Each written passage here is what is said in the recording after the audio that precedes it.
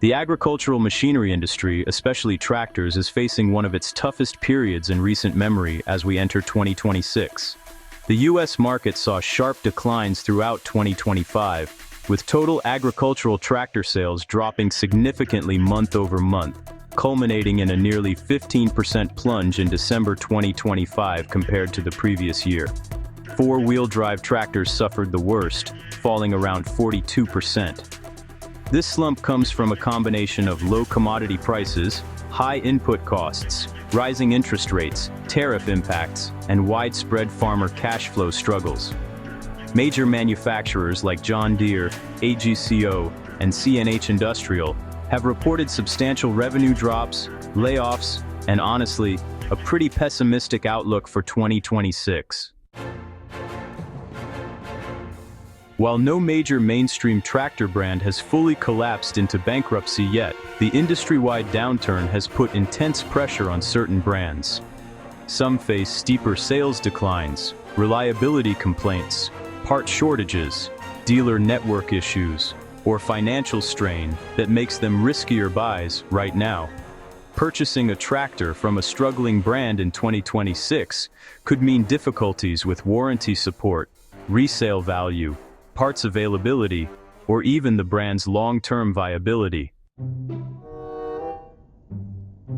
In this detailed guide, we'll examine 6 tractor brands that are showing signs of significant distress or are frequently flagged as ones to approach with caution, or, honestly, outright avoid, in 2026. These selections draw from market data, farmer reports, reliability discussions, and industry trends. The focus is on brands where buying now carries elevated risk due to potential collapse indicators like shrinking market presence, financial woes, or persistent quality and service problems. LS Tractor, a South Korean brand that's gained traction in the compact and utility segments over the past decade, ranks high on many avoid lists for 2025 to 2026.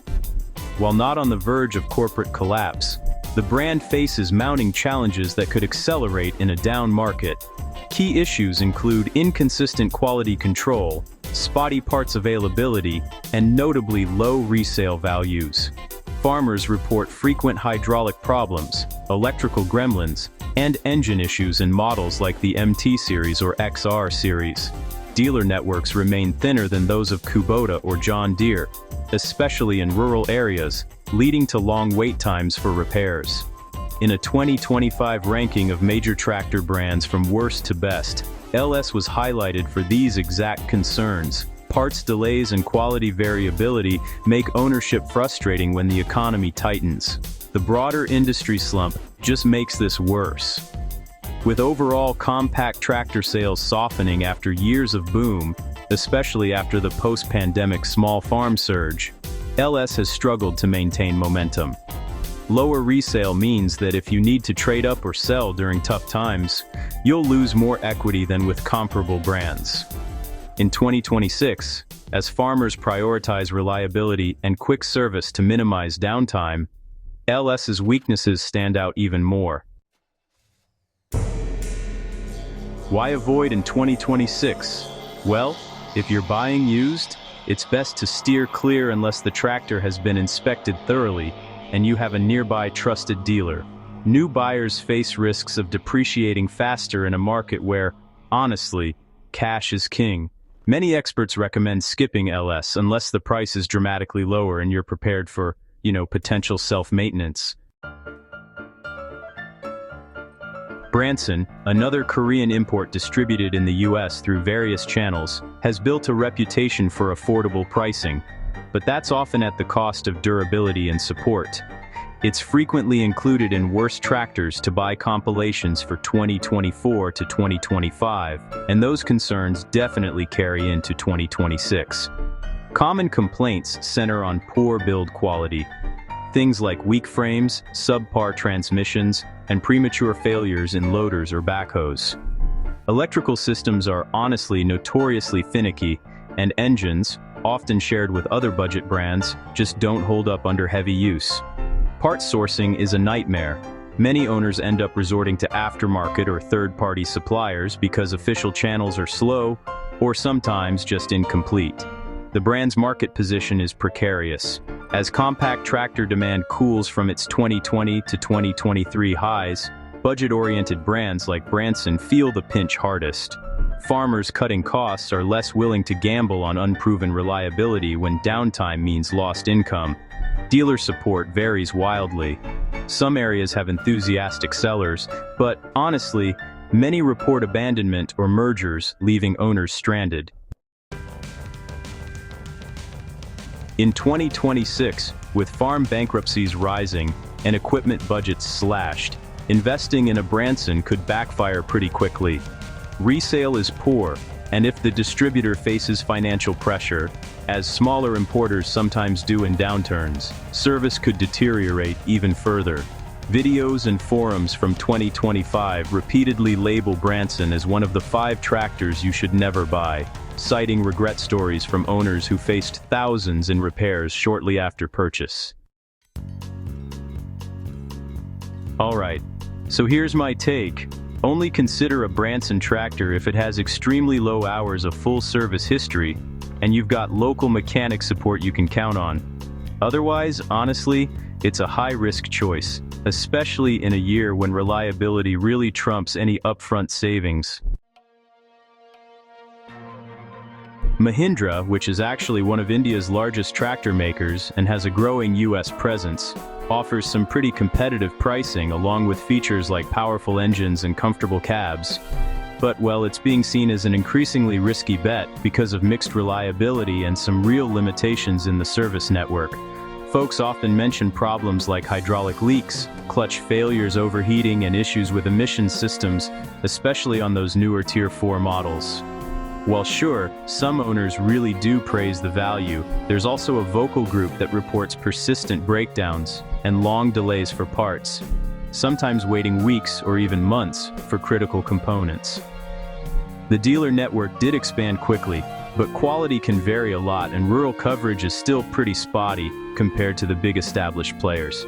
Now financially, Mahindra isn't collapsing or anything, but the US farm downturn is hitting value brands pretty hard.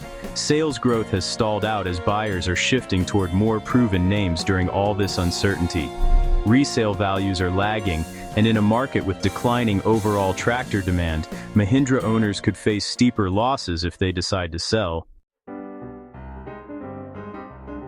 You know, discussions on forums and in videos from 2025 and 2026 pretty frequently put Mahindra in the avoid or even regret categories, especially for folks who aren't close to a strong dealer.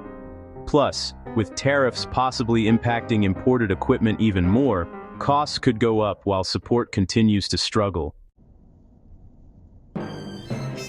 So, why is Mahindra even on the list? Well, honestly, in 2026, when every dollar really counts, taking a gamble on Mahindra's hit-or-miss reliability just isn't worth it for most folks. There are better options out there in similar price ranges, and those come with stronger ecosystems too. Massey Ferguson, now under AGCO ownership, has a long and storied history, but you know, it's facing some headwinds that put parts of its lineup at risk for buyers in 2026. AGCO reported some pretty significant challenges back in 2025, including sales declines and some restructuring.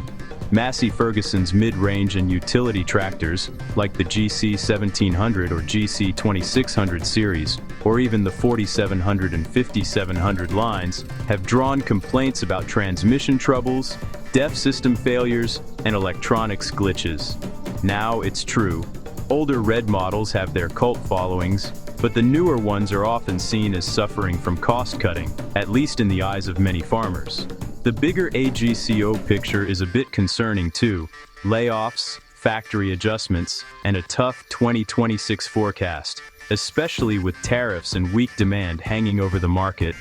While the company isn't bankrupt, all this pressure could mean reduced model support or dealer consolidations, which would impact parts and service availability. Farmers are already reporting longer waits for specialized components, and resale values are softening on models that are seen as problematic. In a lot of that worst-to-buy content from 2025, you'll see certain Massey Ferguson tractors popping up, mostly because of regret over repair costs and downtime. So, my advice for 2026?